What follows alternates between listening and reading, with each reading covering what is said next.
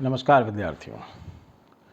आज हम फिर बात करेंगे पिछली बात वीडियो में जो अपने बात की थी उससे आगे, और हम पहुंच गए थे पूंजीवादी युग में।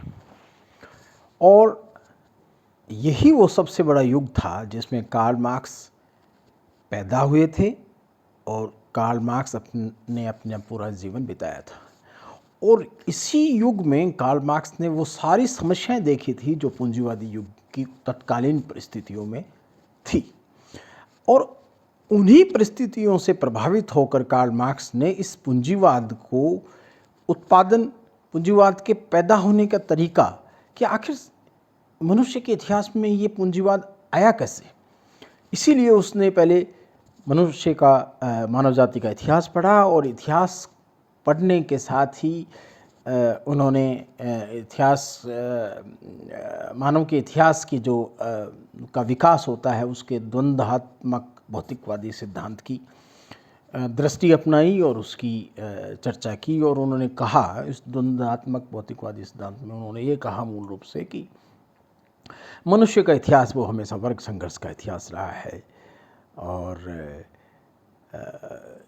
आज तक के जितने भी समाज हुए हैं वो इसलिए कहा उन्होंने कि जब देखा उन्होंने कि पूंजीवादी युग में जहां हम आ गए उस इसकी हम चर्चा करेंगे, यही सबसे मूल था जिसने कार्ल मार्क्स को उद्वेलित किया, प्रेरित किया बौद्धिक रूप से उनको समझने के लिए और उन तत्कालीन समस्याओं को दूर करने के लिए जो मुख्य प्रेरणा दी कार्ल मार्क्स को, वो पूंजीवादी युग था। इसलिए कार्ल मार्क्स ने जितना डिस्कशन पूंजीवाद पे किया है, पूंजी और पूंजीवादी युग और पूंजीवादी उत्पादन, पूंजीवादी प्रणालियाँ, पूंजीवादी की कमियाँ, पूंजीवाद समाप्त होने के तरीके और पूंजीवाद को के अंतर विरोधों को, जो विरोधाभासों को जो उन्होंने बात की है, कॉन्ट्राडिक्शंस की बात की है, वो सबसे ज़्यादा वर्णन कार्ल मार्क्स का यही था। ऐतिहासिक रूप से तो कार्ल मार्क्स ने सिर्फ ये समझना चाहा था कि आज तक पूंजीवाद आया कैसे है। तो उन्होंने कहा कि हमेशा वर्ग दो रहे हैं, एक शोषक वर्ग हुआ है, एक शोषित वर्ग हुआ है। और शोषक वर्ग है वो शोषित वर्ग का ज़्यादा से ज़्यादा शोषण करना चाहता है अपने मुनाफे के लिए। और इसी दौरान नतीजा ये होता है कि उत्पादन की शक्तियों में परिवर्तन हो जाता है, क्योंकि विज्ञान का आविष्कार होता है, तकनीक का आविष्कार होता है, नए नए औजारों का निर्माण होता है, मनुष्य की चेतना में वृद्धि होती है, मनुष्य की बौद्धिक क्षमता में वृद्धि होती है, और मानव समाज का जो ज्ञान है, सभ्यता है, वो एक आगे बढ़ती है। तो कई चीज़ों में परिवर्तन आता है। समाज की उस परिवर्तन के कारण जब सामाजिक उत्पादन की शक्तियों में परिवर्तन आता है तो उत्पादन के संबंध बदलना मजबूरी हो जाता है। और जैसे ही उत्पादन के संबंध बदलते हैं, समाज का मूल ढांचा और समाज का ऊपर का ढांचा, जिसको हमने अधोसंरचना और अधिसंरचना कहा था, वो सब बदल जाती है। अधोसंरचना यानी कि आर्थिक ढांचा, और ऊपर का यानी सामाजिक सांस्कृतिक ढांचा। तो जैसे ही आर्थिक ढांचा बदलता है, सामाजिक सांस्कृतिक ढांचा बदल जाता है। और यहाँ हम देखते देखते आदिम साम्यवादी युग से पूंजीवादी युग में आए। और ये इस बात से भी समझा जा सकता है कि उदाहरण के तौर पर मैं आपको बताऊं, क्योंकि इस पूंजीवादी समाज की चर्चा अपन काफ़ी विस्तृत रूप से करनी पड़ेगी, और इसी चर्चा में हम सारी उन चीज़ों का अध्ययन कर लेंगे जो कार्ल मार्क्स के विचार हैं। वो चाहे सामाजिक वर्ग के बारे में हों, वो सामाजिक वर्ग संघर्ष के बारे में हों, वो चाहे अलगाव के बारे में हों, वो चाहे अतिरिक्त उत्पादन के बारे में हों, वो चाहे सर्वहारा की क्रांति के बारे में हों, वो चाहे समाजवाद में परिवर्तन के बारे में हों, वो चाहे साम्यवाद में परिवर्तन के बारे में हों, और जितने भी बाएं दाएं हैं सामाजिक परिवर्तन के सिद्धांत, कार्ल मार्क्स ने जो चर्चा की वो सब इसी पूंजीवाद के टॉपिक के अंदर आएगा। तो परिवर्तन कैसे होता है और कैसे आर्थिक ढांचा बदलता है, तो कैसे सामाजिक सांस्कृतिक परिस्थितियां बदल जाती हैं, इसका एक छोटा सा और साधारण सा उदाहरण हम अपने आसपास देख सकते हैं। ज़्यादातर विद्यार्थी मेरे ये जो विद्यार्थी हैं वो ग्रामीण क्षेत्र के विद्यार्थी हैं। आप जानते होंगे या आपने अपने बुजुर्गों से बातें सुनी होंगी कि जब एक ऐसा युग था जब सभी भाई एक साथ रहा करते थे, एक ही चूल्हे की रोटी खाया करते थे, एक ही आंगन में रहा करते थे, एक ही संयुक्त परिवार होता था। वो कई वर्षों पहले की बात है, 50 साल पहले मान लीजिए, 70 साल पहले मान लीजिए, 40 साल पहले मान लीजिए। उसका कारण ये था कि उस वक्त के जो उत्पादन के साधन थे मुख्य रूप से मनुष्य के श्रम पर आधारित थे और भूमि पर आधारित थे, चाहे वो कृषि हो चाहे वो पशुपालन हो। तो कृषि और पशुपालन के लिए ये आवश्यक था कि ज़्यादा से ज़्यादा श्रम जमीन पे काम करे, तो वो आर्थिक ढांचा था। क्योंकि किसी के मान लीजिए 500 बीघा ज़मीन थी, तो 500 बीघा ज़मीन में एक आदमी काम नहीं कर सकता। 500 बीघा ज़मीन में 6-7 भाई होते थे, उनकी पत्नियां होती थी, उनके बच्चे होते थे। इस तरह है बहुत बड़ा लेबर, बहुत बड़ा श्रम करने वाले लोग परिवार में उपलब्ध होते थे। और वो उस ज़मीन पे 500-600 बीघा ज़मीन पे खेती करते थे, पशुपालन करते थे, क्योंकि उनके पास अपना श्रम था, पशु था, ये भी उनकी उत्पादन की शक्तियों में था, ज़मीन था, ये भी उत्पादन की शक्तियों में था। लेकिन आज आप कहीं नहीं, तो ऐसी स्थिति में आप देख सकते हैं कि 25, 30, 35, 40 लोगों का परिवार सामूहिक रूप से संयुक्त परिवार रहता था।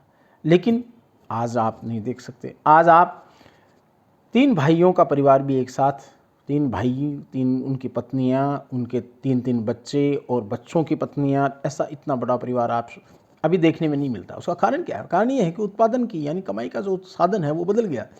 अब हम कृषि से हटके व्यापार की तरफ आ गए, व्यापार से हटके हम सेवा क्षेत्र की तरफ बढ़ रहे हैं।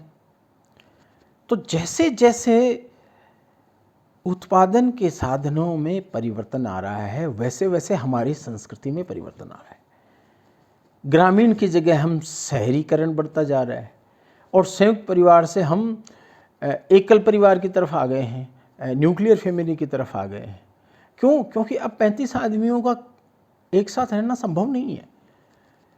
भौतिक रूप से गतिशीलता बढ़ी है। एक आदमी 35 लोगों का परिवार एक साथ नहीं रहेगा गांव में। वो नौकरी के लिए अलग अलग निकल गए हैं तो उनमें विभाजन हो गया। और 35 लोगों में ज़मीन थी वो, तो उस ज़मीन का विभाजन हो गया। कृषि जोत है, कृषि की जो भूमि है वो छोटी हो गई तो अब इतने ज़्यादा श्रम की आवश्यकता नहीं। किसी के 20 बीघा है, किसी के 10 बीघा है, तो अब 20 बीघा पर 35 आदमी क्या काम करेंगे? आप 1 मिनट के लिए सोचने की बात। 10 बीघा ज़मीन है, उसमें 7-8 आदमी क्या काम करेंगे? जब ऐसी परिस्थितियां होती हैं तो अब नौकरियां करने लग गए लोग, व्यापार करने लग गए, सेवा क्षेत्र में आ गए। तो जैसे जैसे अर्थव्यवस्था में परिवर्तन आता है, और ये एक दिन में नहीं हुआ, बहुत लंबे समय में हुआ और होता आ रहा है। तो जैसे जैसे अर्थव्यवस्था में परिवर्तन आता है, यानी कि आर्थिक ढांचे में परिवर्तन आता है कार्ल मार्क्स के अनुसार, तो सामाजिक सांस्कृतिक परिस्थितियाँ बदल जाती है। इसलिए संयुक्त परिवार से हम एकल परिवार की तरफ आ गए। पहले हम विवाह कार्यक्रम और ये सब दूसरी तरीके से करते थे, आज हम दूसरी तरीके से करते हैं। पहले हम धार्मिक काम परिवार में होते थे, दूसरी तरीके से होते थे, आज दूसरी तरीके से होते हैं। यानी पूरी जीवन शैली में परिवर्तन आ जाता है। और कार्ल मार्क्स यही कहना चाहते हैं कि जैसे ही आर्थिक ढांचा बदलता है समाज का ऊपरी ढांचा, जो सामाजिक सांस्कृतिक राजनीतिक ढांचा है, वो सब बदल जाता है, उसका स्वरूप बदल जाता है और पूरी जीवन शैली बदल जाती है, जीने का तरीका बदल जाता है, पूरी संस्कृति में परिवर्तन आ जाता है। तो जैसे ही सामंतवाद से समाजवाद आया। सामंतवाद से समाजवाद क्यों आया? क्योंकि उत्पादन के साधनों में परिवर्तन हुआ, और उत्पादन के साधनों में परिवर्तन होता, उत्पादन के संबंधों में परिवर्तन हुआ। उत्पादन के संबंधों में परिवर्तन हुआ तो जो सामंत और अर्ध किसान और किसान थे, उनमें आपस का जो संघर्ष था, उस संघर्ष में के कारण संघर्ष में वो परिलक्षित हुआ। और ये चीज़ हमेशा नहीं चल सकती थी, तो नया युग हुआ जिसको वो पूंजीवादी युग कहते हैं। अब पूंजीवादी युग में सबसे ज़्यादा परेशान करने वाला युग आज आप और हम जी रहे हैं, वो भी पूंजीवादी युग है। और जिस युग में कार्ल मार्क्स आए थे वो भी पूंजीवादी युग है। अब पूंजीवादी युग में हम ये देखते हैं कि पूंजीवादी युग में सबसे प्रधान उत्पादन की शक्ति पूंजी बन गई, यानी धन बन गया। वो धन का वो क्रियाशील हिस्सा जिसको विनियोग करके यानी इन्वेस्टमेंट करके हम प्रॉफिट मुनाफा कमा सकते हैं, वो महत्वपूर्ण हिस्सा बन गया। अब ज़मीन उतनी महत्वपूर्ण नहीं थी, खेती उतनी महत्वपूर्ण नहीं थी, अब पूंजी महत्वपूर्ण थी। और ये पूंजीवादी युग आया तो ये युग भी कई तरह के पूंजीवाद के कई चरणों में आया है। शुरू में जब आया तो पूंजीवादी युग आया तो वो युग था वाणिज्यिक पूंजीवाद, कॉमर्शियल कैपिटलिज्म कह दीजिए, उसकी पहली अवस्था थी, या मर्केंटाइल कैपिटलिज्म कह दीजिए। वहाँ बड़े बड़े पूंजीवादी लोग थे, बड़े व्यापार किया करते थे, व्यापारों को केंद्र होते थे और लंबे दूर दूर से सामान आता था, सामान को बेचते थे और अपने यहाँ से कटा करके दूसरी जगह बेचते थे। आपने इतिहास में पढ़ा होगा जहाज़ों से ये ऐसे जाता था चीन की और इधर के रोम के साम्राज्य में एक वो सिल्क रूट होता था, रेशम का व्यापार मार्ग होता था। आपने पढ़ा होगा इतिहास में, कभी थोड़ी बहुत याद होगी आपको। तो एक पहली अवस्था थी वो वाणिज्य पर आधारित पूंजीवाद आया, जिसको हम कहते हैं वाणिज्यवादी पूंजीवाद, मर्केंटाइल कैपिटलिज्म। फिर उसके बाद में एक और युग आया, क्योंकि विकास होना तो रुका नहीं, समाज का इवोल्यूशन होना, उद्भव होना रुका नहीं। तो दूसरी अवस्था आई पूंजीवाद में, वो औद्योगिक पूंजीवाद था। उसमें बड़े बड़े उद्योग लगे, फिर पूरी दुनिया में उपनिवेशवाद फैल गया, बड़े बड़े उद्योग लगे, नई नई तकनीक आई, नए नए आविष्कार हुए, नई नई ज़मीनों की, महाद्वीपों की खोज हुई, तो बहुत बड़ा बाजार मिला, बहुत बड़े वृहत स्तर पर उत्पादन होने लगा। तो इस तरह औद्योगिक उत्पादन का एक अवस्था है। लेकिन औद्योगिक उत्पादन पे ही पूंजीवाद रुका नहीं, फिर पूंजीवाद आगे चलता रहा। और अब जब उद्योग और ये सब आ गए तो एक और विकास होने पर सेवा क्षेत्र में बहुत विकास हुआ। सर्विस सेक्टर जिसको कहते हैं, उदाहरण के लिए डॉक्टर है, डॉक्टर सेवा क्षेत्र के आए। हम क्या हैं, सेवा क्षेत्र के लोग हैं। हम किसी को क्या देते हैं, हम कुछ भी नहीं देते, सिर्फ हम अब पढ़ाते हैं और पैसा प्राप्त करते हैं, यानी अपनी सेवाओं के बदले हम भुगतान लेते हैं। डॉक्टर एक पर्ची पर अपने बस नुस्खा लिख देता है और हम उसको बस उसके ज्ञान के लिए पैसे देते हैं। ठीक ऐसे ही कई तरह की सेवाएं, बैंक की सेवाएं, इंश्योरेंस की सेवाएं, परामर्श की सेवाएं, कंसल्टेंसी की सर्विसेज और मेडिकल की सेवाएं और टेलीफोन की सेवाएं और टेलीविज़न की सेवाएं, जितनी भी सेवाएं आप सोच सकते हैं, पानी की सेवाएं, बिजली की सेवाएं, ये सब सर्विस सेक्टर में आता है अर्थशास्त्र के हिसाब से। तो जब औद्योगिक पूंजीवाद था, उसमें और विकास हुआ तो बहुत बड़ा हिस्सा देश की अर्थव्यवस्था का बहुत बड़ा हिस्सा सेवाओं की तरफ जाने लगा, वित्तीय सेवाओं की तरफ जाने लगा, और उसको कहा गया पूंजीवाद की अगली अवस्था, नाम रखा गया वित्तीय पूंजीवाद। और हम अभी उसी में चल रहे हैं। मोबाइल फ़ोन है आपके हाथ में, ये कोई कंपनी सेवा दे रही है और आप और हम उसकी सेवाएं काम में ले रहे हैं। कंपनी हमें दे तो कुछ भी नहीं रही, बस हम आपस में बात कर रहे हैं, फ़ोन पे सेवा दे रही है, आपको हमारे बीच बात करवाने की सेवा प्रदान कर रही है। ये सेवा प्रदाता है। इसके साथ ही एक और नया अवस्था आई जिसको अलग अलग समाजशास्त्री और अलग अलग विद्वानों ने अलग अलग नाम दिया है। किसी ने उसको लेट कैपिटलिज्म कहा कि उत्तर पूंजीवाद, किसी ने उसको कहा क्रॉनिक कैपिटलिज्म, है ना। अब जो चल रहा है क्रॉनिक कैपिटलिज्म का मतलब ये है कि इसमें अर्थव्यवस्था में बाजार और आर्थिक शक्तियाँ ही महत्वपूर्ण नहीं होती, राजनीतिक हस्तक्षेप भी बहुत ज़्यादा होता है और राजनीति के साथ अर्थव्यवस्था का घालमेल हो जाता है।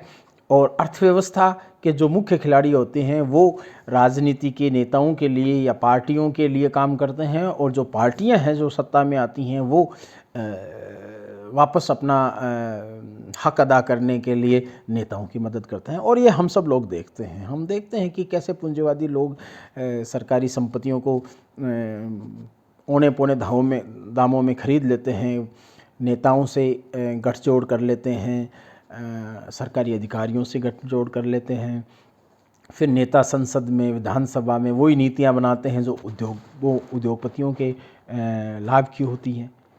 उनको क्या लेना देना, सिर्फ वोट चाहिए, वो किसी तरह बहला के वोट ले लेते हैं। और यही हमेशा होता आया है और अब ये बहुत ज़्यादा हो गया। तो इस अवस्था का नाम कई समाजशास्त्रियों ने लेट कैपिटलिज्म रखा, किसी ने उसको क्रॉनिक कैपिटलिज्म रखा, और कई और समाजशास्त्री हैं जिन्होंने पोस्ट फाइनेंशियल और पोस्ट कैपिटलिज्म और बहुत सारी तरह की रखा उन शब्दावली में, वो उसमें अपन आज उसमें नहीं जाएंगे क्योंकि वो आज का विषय नहीं है। तो इस तरह है अलग अलग अवस्थाओं से गुजर के कैपिटलिज्म पूंजीवाद आया। और पूंजीवाद आने के साथ ही कार्ल मार्क्स का जो मुख्य है कथन है कि पूंजीवाद में भी वही दो वर्ग होंगे, एक तरफ शोषक हो गया, एक तरफ शोषित होगा। और जब दो वर्ग होंगे तो दोनों वर्गों के बीच में आपस के स्वार्थ के लिए, आपस के अपने स्वार्थों को पूरा करने के लिए एक संघर्ष चलेगा।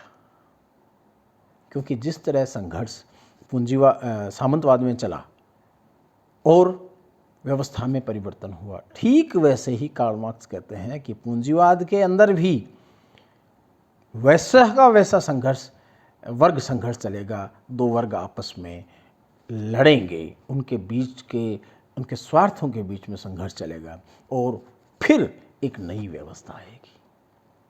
अब वो संघर्ष कैसे चलेगा और उसमें क्या क्या होंगे, वो पूंजीवाद के लिए हम और विस्तार में आगे पढ़ेंगे और इसी में अपन वो पढ़ेंगे क्योंकि ये सारी पूंजीवादी समाज की देन है। तो वर्ग संघर्ष बहुत तेज हो जाएगा, वो भी पूंजीवाद की देन है। अतिरिक्त उत्पादन का सिद्धांत है, वो भी हम पढ़ेंगे। मनुष्य के मानसिक, सामाजिक, सांस्कृतिक परिस्थितियों पे क्या असर पड़ता है, मनुष्य किस तरह समाज से टूट जाता है। बिल्कुल आजकल हम देख रहे हैं समस्या कैसी आ रही हैं, अलगाव, वो अलगाव का सिद्धांत भी हम पढ़ेंगे। मनुष्य अपने आप को अलगाव महसूस करता है, वो उसकी मानसिक समस्याएं बढ़ती जा रही हैं, वो अपने समाज से टूट जाता है, वो अपने साथियों से टूट जाता है, वो अपनी संस्कृति से टूट जाता है और आखिर में अपने आप से टूट जाता है। और हम ये देख रहे हैं कि किस तरह मानसिक समस्याएं बढ़ती जा रही हैं, किस तरह मादक पदार्थों का उपभोग है वो दिन दिन समाज में बढ़ता जा रहा है। बहुत सारी चीज़ें हैं, ये भी हम इसी में देखेंगे। फिर किस तरह उत्पादन, किस तरह कार्ल मार्क्स ने कहा कि पूंजीवाद भी अपनी कब्र खुद खोदता है, क्योंकि चेंज इज परमानेंट। स्थायी क्या चीज़ है? परिवर्तन। तो फिर वो परिवर्तन होगा और फिर परिवर्तन होगा तो आगे समाजवाद आएगा, फिर समाजवाद के बाद साम्यवाद आएगा। ये हम सारे विस्तार से एक करके पढ़ेंगे। लेकिन सबसे पहले हम प्रोडक्शन ऑफ कैपिटलिस्ट सिस्टम पढ़ेंगे और कैसे संघर्ष होगा, ये सब हम सब्सिक्वेंट दूसरी जो क्लासेस हैं उनमें पढ़ेंगे। नमस्कार, गुड नाइट।